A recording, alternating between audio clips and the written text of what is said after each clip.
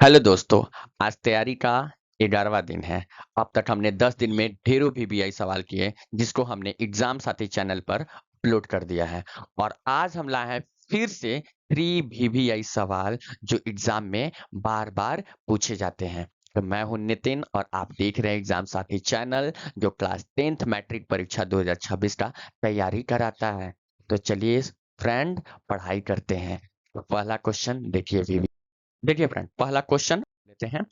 पर पहला क्वेश्चन, प्रकाश के परिवर्तन के नियम को लिखें और इसे किरण आरेख से दर्शाएं।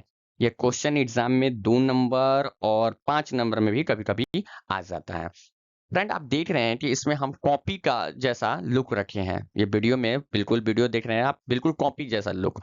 इसके ऐसा लुक रखने का कारण ये है कि आप हूबहू आप एग्जाम में ऐसे ही लिखना है आपको। ये तो क्वेश्चन लिखना नहीं है आपको।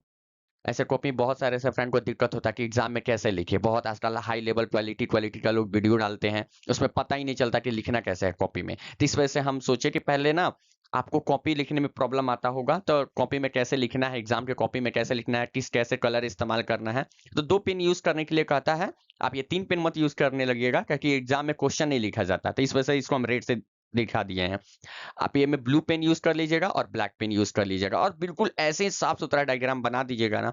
हम कह रहे हैं ना, 5 वाला नंबर वाला अगर क्वेश्चन होगा तो 5 में 5 मिलेगा, और 2 नंबर वाला क्वेश्चन होगा तो 2 में 2 मिलेगा। तो चलिए शुरू करते हैं इसको। प्रकाश में के परिवर्तन के नियम को लिखें और इसे किरण आरेख से दर्शाएं। पर उत्तर में ऐसे लिखिएगा, ऐसे ही पेन से, प्रकाश के परिवर्तन के नियम: आपतित किरण, परावर्तित किरण और दर्पण पर खींचा गया लंब एक ही तल में होते हैं। देखिए यहाँ पर है, आपतित किरण ये है, ठीक, परावर्तित किरण ये है, और दर्पण ये है। दर्पण पे खींचा गया लंब ये है। लंब लंब क्या होता है ना कि ये आपतित किरण और परावर्तित किरण को अलग अलग करने वाला एक काल्पनिक रेखा है, ये कोई किरण नहीं है। ठीक। आप आपतित किरण, परावर्तित किरण और दर्पण पर खींचा गया लंब एक ही तल में होते। एक ही तल कहने का मतलब, ये देखिए कॉपी जो इस पे हम लोग लिखे हैं, जिस पे हम ये टाइपिंग किए हुए हैं, वो क्या होता है ना, एक ही तल में लिखा हुआ है। और ये भी आपतित किरण, अपवर्तित किरण और जो हम लंब बना है, एक ही तल पे बना दिए हैं। तो ये तीन के प्रकाश के परिवर्तन का नियम भी यही कहता है कि आपतित किरण, परावर्तित किरण और दर्पण पर खींचा गया लंब जो होता है ना, एक ही तल में होते हैं, एक ही तल में बनता है। और आप यहाँ से टॉर्च भी जलाइएगा, यहाँ से टॉर्च जलाइएगा, तो यहाँ से किरण गिरेगा, टकराएगा, फिर ऐसे ही यहाँ परिवर्तित हो जाएगा। एक ही तल में सब प्रकाश का परिवर्तन होता है, ना कि यहाँ गिरेगा और हवा में आपकी तरफ आ जाएगा, ऐसा नहीं होता है। ठीक, तो ये लाइन समझ में आ गया। आपतित किरण, परावर्तित किरण और दर्पण पर खींचा गया लंब एक ही तल में होते हैं। ये देखिए दूसरा लाइन समझ लीजिए। आपतित कोण बराबर होता है परावर्तन कोण के। आपतित कोण कहाँ है, तो देखिए, आपतित किरण ये है, लंब ये है। आपतित किरण और लंब के बीच में जो कोण बनता है उसे आपतित कोण बोलते हैं। ये परावर्तित किरण और लंब के बीच में जो कोण बनता है उसे परावर्तन कोण बोलते हैं।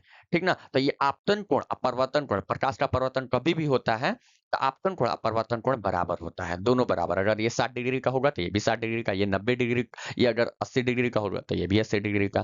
ठीक, तो आगे बढ़े। आप पढ़ लीजिएगा 2-3 बार ना, तो बिल्कुल इजी ढंग से लिखा हुआ है। आप एक और बार बता दे रहे हैं, बिल्कुल ऐसे ही हूबहू बनाइएगा, डायग्राम ऐसे ही साफ सुथरा बनाइएगा, ऐसे ही लिखिएगा एग्जाम में। क्वेश्चन अब देख लेते हैं।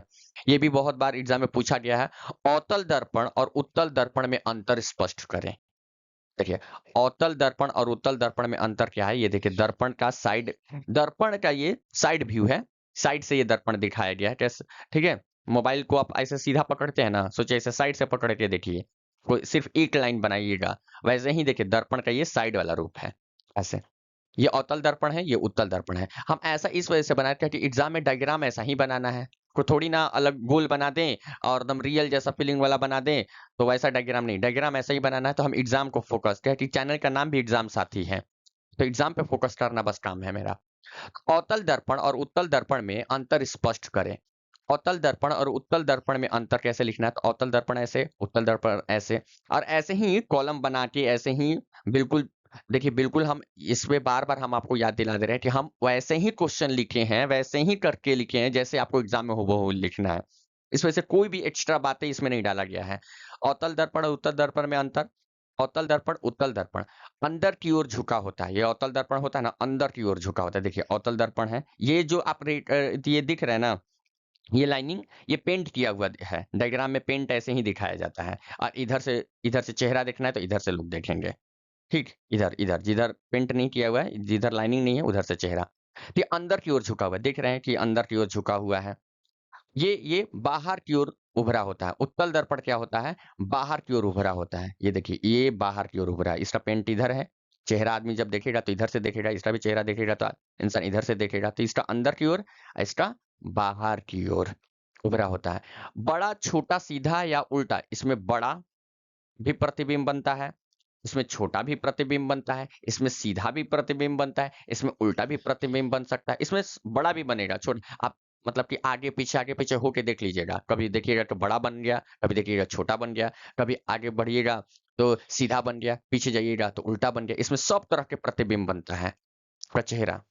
इसमें बड़ा भी चेहरा दिखेगा, छोटा भी दिखेगा, सीधा भी दिखेगा, उल्टा भी चेहरा हो जाएगा। प्रतिबिंब इसमें सब तरह का बनता है। इसमें प्रतिबिंब जब बनता है ना, हमेशा छोटा और सीधा खाली बनेगा। हमेशा छोटा और सीधा प्रतिबिंब बनता है।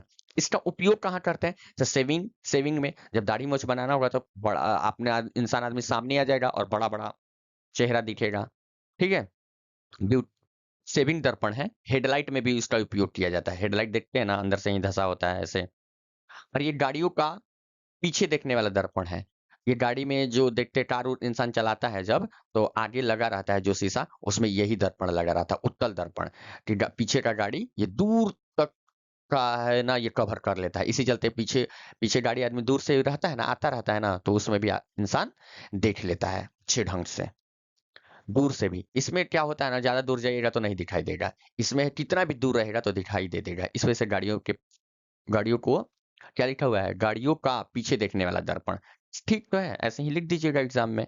आप देखिए आगे, आप एक दो बार खुद से पढ़ लीजिएगा, याद भी हो जाएगा एकदम इजी वर्ड में। आप सोच रहिएगा कि छोटा छोटा है, देखिए ये है तो आप सोचिएगा कि छोटा छोटा है। देखिए 2 नंबर का ही आता है, तो 2 नंबर में आप कितना बड़ा लिखिएगा? तो 2 नंबर में ज्यादा बड़ा नहीं लिखा जाता है। आवर्धन किसे कहते हैं? वर्णन करें। प्रतिबिंब की ऊंचाई और वस्तु की ऊंचाई के अनुपात को आवर्धन कहते हैं। ये एग्जाम में लिखना है, बस ऐसे ही। देखिए वस्तु की ऊंचाई और यह बट्टा प्रतिबिंब की ऊंचाई, वस्तु की ऊंचाई अनुपात प्रतिबिंब की ऊंचाई। ठीक, वस्तु की ऊंचाई और प्रतिबिंब की ऊंचाई का जब अनुपात निकालते हैं तो उससे क्या निकलता है? आवर्धन। ठीक, प्रतिबिंब की ऊंचाई और वस्तु की ऊंचाई के अनुपात को आवर्धन कहते हैं। बस फ्रेंड, ये 3 वीवीआई सवाल हो गया। पार्ट 1 था इसका पार्ट 2 भी आएगा, हो सकता है कि पार्ट 3 भी आए। हम लोग फ्रेंड आप लोग के लिए बहुत सारे मेहनत कर रहे हैं ताकि आप एग्जाम में अच्छे से अच्छा मार्क्स लाएं। और ये कॉपी जैसा प्रेजेंटेशन इस वजह से था ताकि आप बिल्कुल, आपको जो कंफ्यूजन होता है कि एग्जाम में कैसे लिखें, बिल्कुल ऐसे ही आपको लिख देना है। बस क्वेश्चन मत लिखिएगा ये, ठीक ना? आपको फुल कैसा, अगर मान लीजिए 100 नंबर का है, 100 नंबर ज्यादा हो गया ना, 100 नंबर। चलिए हम आपको खुश करने के लिए बता देते। देखिए ये 100 ऐसे, और ये अगर मान लीजिए ऐसे करके ये 100 में 100 आपको मिल जाए, आपको मजा नहीं आएगा। आपको मजा नहीं आएगा। सोच रहे हैं कि अब ये कैसा, ये देखिए पॉइंटर ना बहुत स्लो स्लो चल रहा है, इस वजह से ऐसा हो रहा है। तो 100 में 100 आपको मिल जाएगा। ठीक, तो मजा आएगा आपको। एग्जाम साथी चैनल के लिए एग्जाम के समय में ओपन किया गया है, इस वजह से आपसे सब्सक्राइबर कम है, तो इस वजह से अपने फ्रेंड में शेयर कीजिए, आप सपोर्ट कीजिए और अपनी एग्जाम का अच्छे से तैयारी कीजिए। और हम आपके एग्जाम साथी वाले दोस्त हैं। आपका एग्जाम के लिए ऐसे बहुत सारे वीडियो लेकर आएंगे। 12वीं वीडियो अब तुरंत ही आने वाला है। तैयारी का 12वां दिन, तो आप इंतजार कीजिए। और कोई क्वेश्चन ऐसा होता है जो हम वीडियो में नहीं डाले होते हैं वीवीआई के रूप में, आप कमेंट में लिख दीजिएगा, हम उस पर वीडियो बना देंगे। नेक्स्ट वीडियो उसी का बना देंगे। तो thank you friend. Like, subscribe exam साथी चैनल। आपका अपना साथी, एग्जाम साथी आपका अपना जान।